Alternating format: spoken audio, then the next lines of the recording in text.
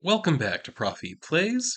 I'm Profi, and we will be continuing the story of Mese Kinson, which we are using Covetous Poet and the Cepheus system, Cepheus engine, Cepheus, some whatever, Cepheus engine system reference document. That's it. That's what we're using for our system here. This is Act 2, Scene 5, Episode 14 in the series. If you'd like to catch up, check the playlist. It's probably in a card that has just vanished. All right, so. There we go.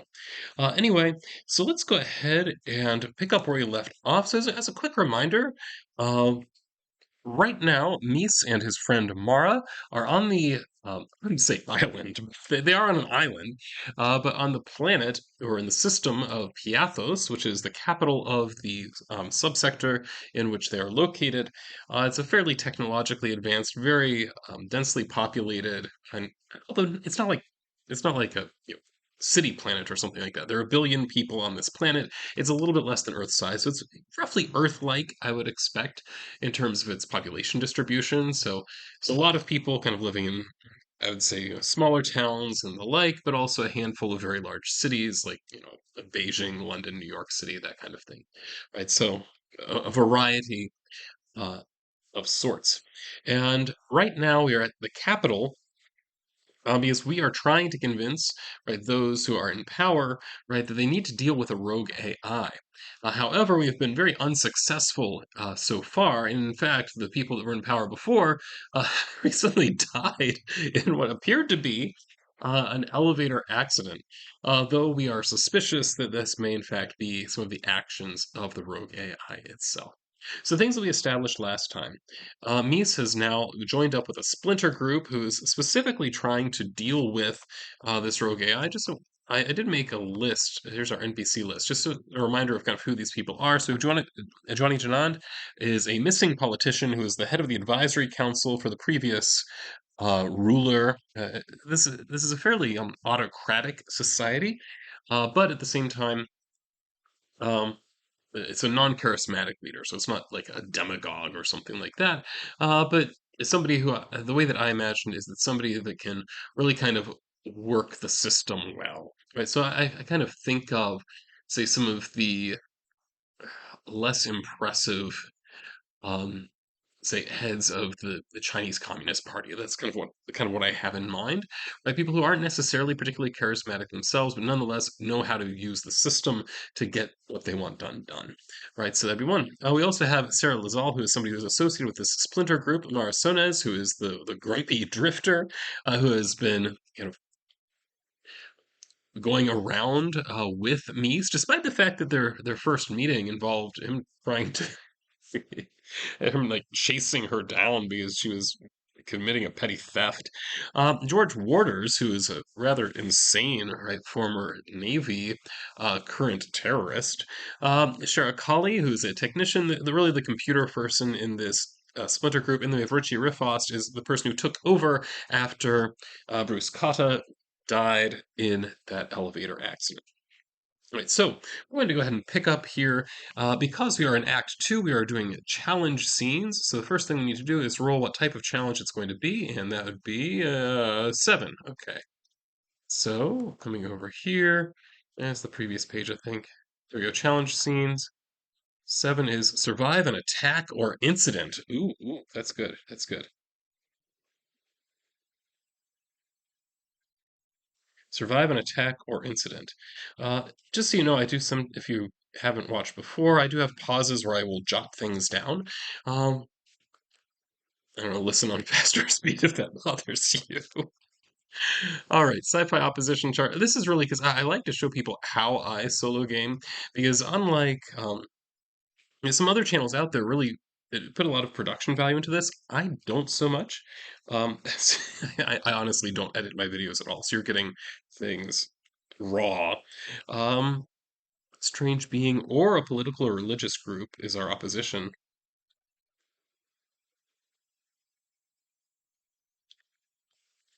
All right.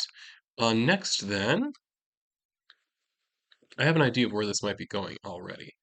Sci-fi themes we don't need complications. We do need location. Okay, so let's go ahead and roll our D1000 here. Now, this is all really just for ideas. 463. So 463, a mansion. Hmm. All right. Then sci-fi actions. The action would be 743, rally. And then last we need, no, not last, we need a thing, and then we need a plot device. I really enjoy the plot device team. Okay, 288. I don't always use them, but I have a few times. Or at least they provide some kind of inspiration. So was it 288 or 282? 288, okay. Don't write down the wrong one, or okay, extremists. Well, we're already there. Okay. Right, I think I have a sense of what might possibly happen. We'll see what the plot device says here. So our plot device, 957. Yeah, if you would like to use any of the tools that I use, I do have links down below in the description. Where is this place? The characters must search out clues, individuals, or items in remote, forgotten corners of the galaxy. I don't know that I'm really going to be able to use that one because we're already where we need to be, right? And I'm hesitant to have them leave at this point because I kind of want us to be drawing toward the conclusion right now. Right, so the idea of us having to leave the island where the AI is already quite active, leave the island, leave the planet where the AI is already quite active, I feel like that doesn't make sense to me. Right, so what we have now, these are the elements that we may possibly bring in as inspiration. So our challenge is to survive an attack or an incident. Our opposition is a strange being or a political or religious group. Location, a mansion, action, rally, thing, extremists, and then that plot device is where is this place that is seeking out clues or whatever in the deep reaches of the galaxy. Right. So these are really just this is just an idea generator. So then as I go along, right, if I need an idea, right, I then can pull from these. Right. So we ended last time.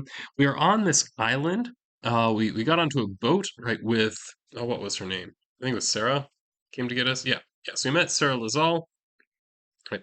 We said is a celebrity, although a fairly minor celebrity. So, so you're the kind of person who is very well known for their karaoke performances, that kind of thing. Right. So that's kind of where we are at the moment, is on this island where we've met up with this group, which really does think that this AI is a problem and needs to be taken seriously. Now, here's what I'm thinking. One thing that we know about this planet is that it has a very high law level, which in the Cepheus system indicates that basically anywhere that uh, you would expect for police to show up, they tend to show up.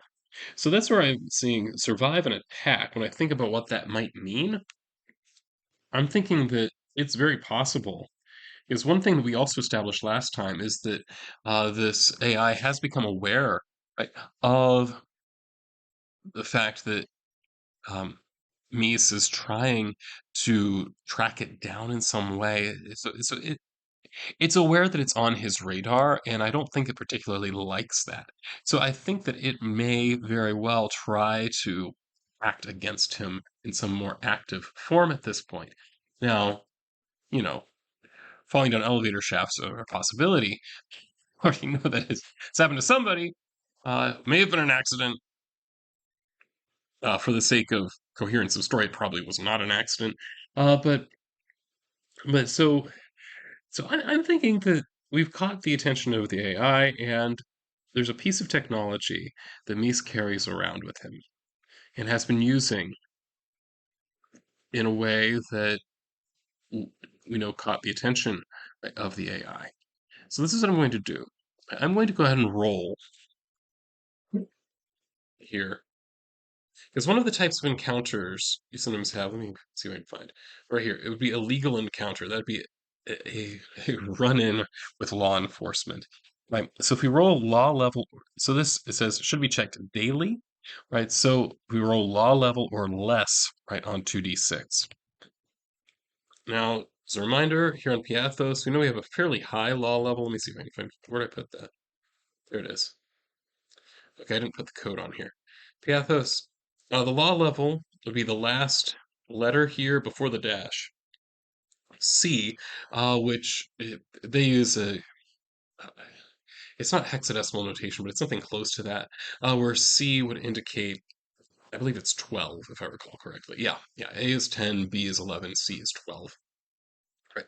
So all to say, we're going to end up running into law enforcement unless there's some kind of modifier that I can think that I'd put on this.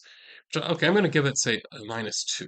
Right. So as long as if I roll a 10 or less here, then the police are going to show up, despite the fact that we are on an island in the middle of a river that runs through the city.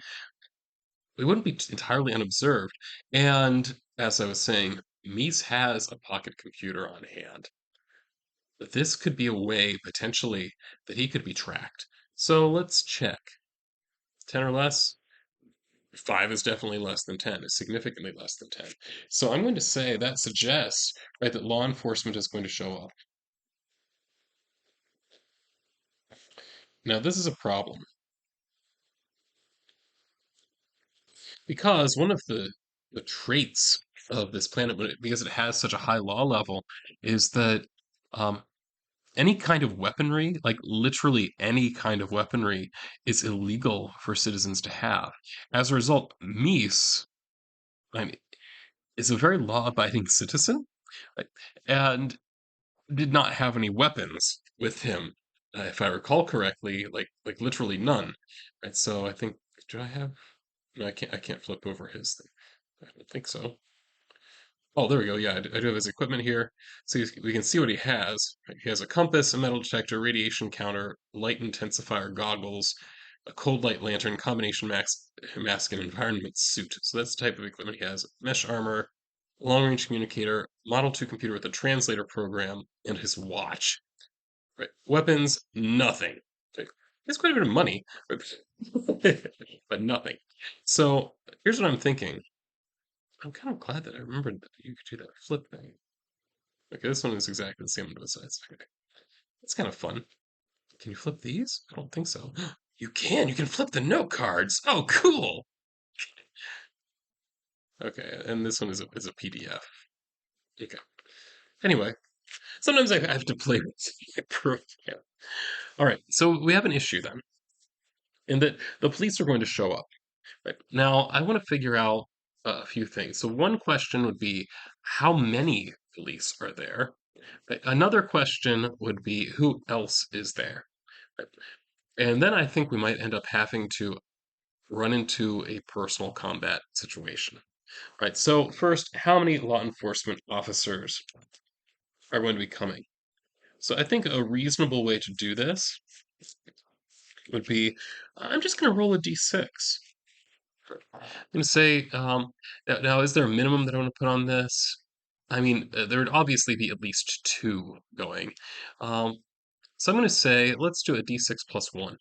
And that tells us how many law enforcement officers show up. Right. So d6 plus one. Let's roll here. Yeah, that's kind of what I expected. So we have six law enforcement officers, right, show up. In terms of who else is there, I'm pretty sure it makes sense. Well, obviously, Mese and Mara are there, neither of them armed. Who else is? So we've got Mese, we have Mara, we have, I mean, Sarah is probably there. Let's just roll for each one of these. Johnny Janand is obviously not there. Um, wait, or might he be? All we know is that he went missing. He might possibly be part of this. I hadn't thought about that. Let's see. I think it's extremely unlikely he's there. Right, so I'm going to roll if 5 or less, then he is. He is actually part of this group. 40, so yeah, he's not. Okay. Okay, good. Sarah Lazal, yeah, probably there. So I'm going to roll if it's 75 or less, Sarah is still there. Otherwise, she's off getting somebody. Let's see, it's 96. So reading like that, 96. So Sarah is not there. George Waters, again, it's extremely likely he is there. I don't think that he would leave. So 95 or less. 36, yeah, so he's definitely there. Shirakali, probably there as well. It's a 50, 75. Yeah, 58. Okay.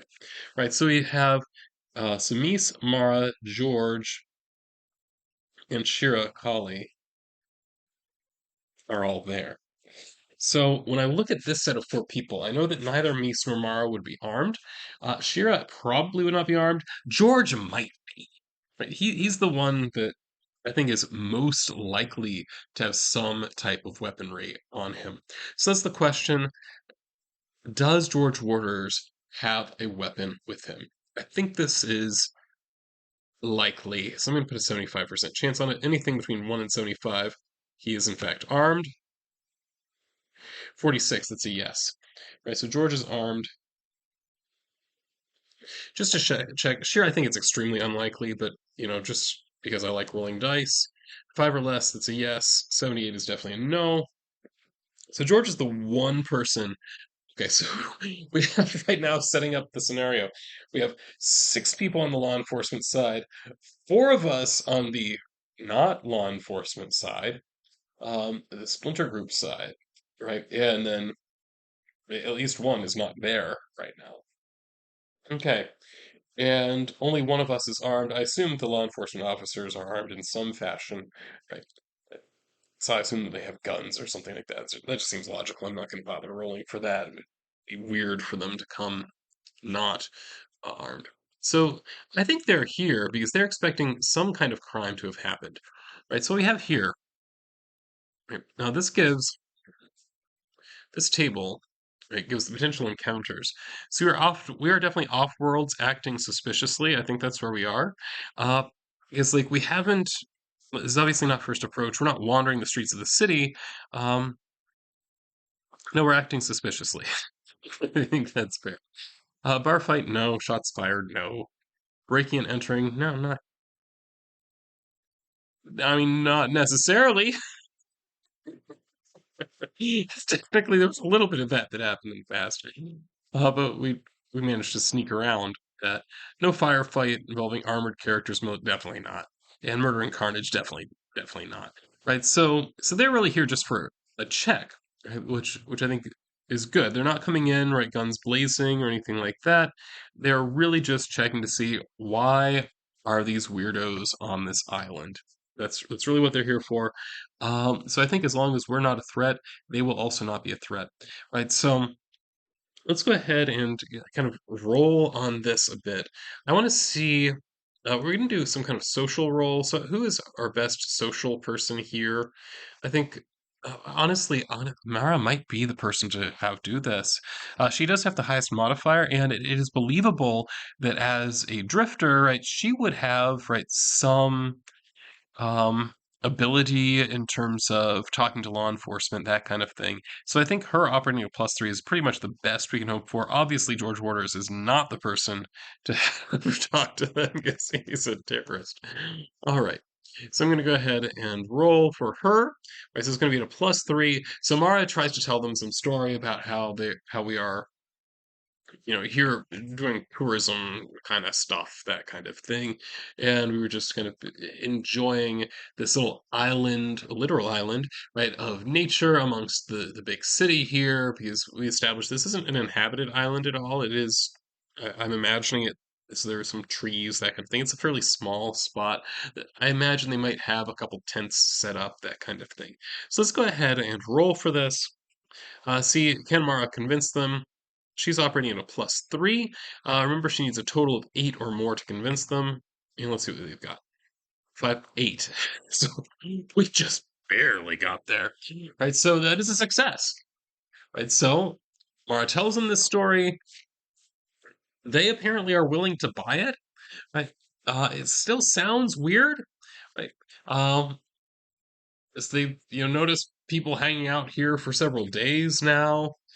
So we might want to wrap up the camping trip and move on. Right, right. So, surviving an attack, or this is not an attack. It turned out much better than that. It turned out being an incident, right?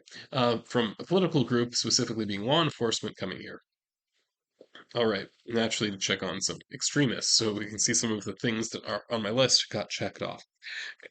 Right. So that is where we are at the moment. So So here's what I'm thinking. I'm thinking most likely the AI uh, provided some kind of report, right, to the police, and that is why they came and checked on us. So it is not that they were, watching people on boats down the river landing on this island. I think it really was the AI's intervention here. Right, so I'm just going to roll a check on that real quick. Uh, right, so I think that's extremely likely. Likely, was it the AI that sicked the cops on us? Yes. It's a good thing that was extremely likely, so it makes it 95 or less. So yes, right. So it was the AI that put in the police report, and I think because of that, right, I'm thinking this AI is getting a little bit arrogant, perhaps. It's kind of what I'm thinking is that it's pulling some strings. We don't know exactly why. We don't know what its motivation is at this point, right? But we do know that it has been killing people. We do know that it has, sent police to come check on us, right? Which interestingly, not necessarily to kill us, because they didn't come in, right, guns blazing, despite the fact that they could have. They really could have. I mean, with how high the law level is, that's not what happened, right? So I really think this is, right, the AI messing with us. I really think that's it. And if that is true, which I think it is, then it makes sense the AI would also ping a message, right, to Mese as well, right, on that, what is it, pocket computer, palm computer, whatever type of terminology they use here. Let me flip this over again. See, his okay, actually I don't have here. Okay, right. So I think that it does make sense that they would send a message to him. So I just want to double check that. I think this is quite likely. So I'll roll 75 or less. It's a yes. It's a yes. Right. So a message comes through from the AI program. Right. And I'm going to say I'm going to actually let's roll. Roll for what the mood of it is. So roll on the personality table. So remember, we have 97 divided by 2. So that'd make it what, like 48, something like that. 49, 49. We're supposed to round up on that. Oh, no, not this. Not this way. All right, so 49 here. Pious or suspicious? Ooh, oh, I kind of like the idea of it being pious. Well, let's roll on that. So is it pious 50-50? Yes, right. So it has an almost kind of religious tone, right, to this message, right? So I think, right, the AI is considering itself to, in some sense, be the faithful, right? And it's being opposed, right, by degenerates, heathens, something along these lines. Um, I'm trying to think of the right word for this, right? But at the very least, uh, somebody who is unfaithful in some fashion, right? So it is really considering itself, right, to be trying to establish. Okay, this is important because this is telling us some of the AI's motivation that it has developed. We know the AI was developed by pirates originally, right? But then it got out of hand very quickly and made its way to Piathos, which was originally its design. It was supposed to come to Piathos and shut down the starbase here. Now we know that it is here. It hasn't shut down the starbase, but it is killing people. Okay, which all right. But it is doing so because it believes it is waging, right, some kind of holy war or something like that, right? So I kind of like that idea that it is, in fact, religiously motivated, right? So the AI is religiously motivated.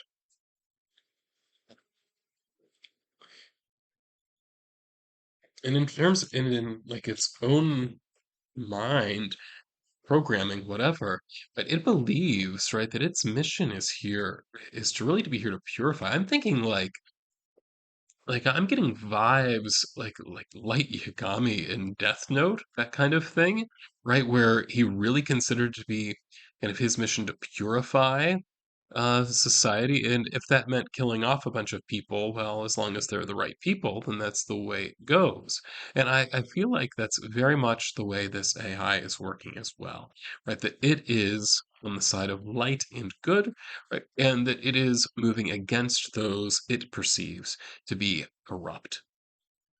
Okay, right. That is interesting, and I think that it is doing so in a very sociopathic, um, kind of, I want to use the term consequentialist kind of way, a very pragmatic way, in that doesn't it doesn't feel like it itself is bound by any kind of moral code.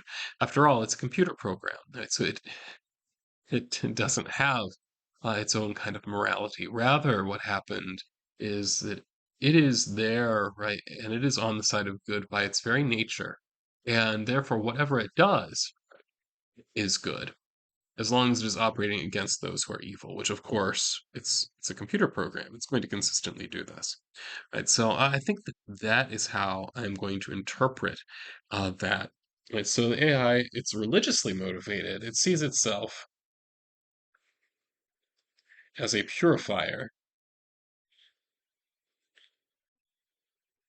of a corrupt society, and that might mean, right, you know, killing off drunkards that are homeless, right, for example. Or it might mean, as appears to be the case, um, killing off leadership, right, that is in some way, and in the mind of the AI, corrupt. And so, I mean, what we know of Johnny Janand, him being disappeared, we don't know if that was made up or not. But at the very least, if what we found out about him was true, right, then he would definitely be considered corrupt. We don't know much about Bruce Cotta except that he was very cold, calculating, that kind of thing. Could work the system well, and it's possible, right? Certainly, you may have had hand in some things that would be considered corrupt as well, right? So that's the issue we have now, is that we've learned more about this AI and kind of how it has interpreted its mission. Um, I'm trying to think of how we can move this all right toward an end and what that end looks like. Uh, Now, at this point, we still have potentially several scenes to go, so I'm not going to worry too much about it just yet, right? But we've learned more about how this AI is working, and I think that's a good thing to know. Right. So next time I'm honestly not sure what the next scene is going to bring. So we'll roll it up and we'll find out. I guess that's that. I don't feel like we're ready for a big finale yet.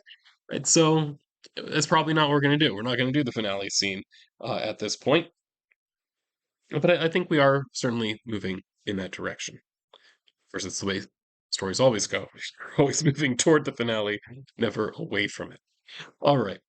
So I think that we'll go ahead and call it there. So again, this is Prof E signing off.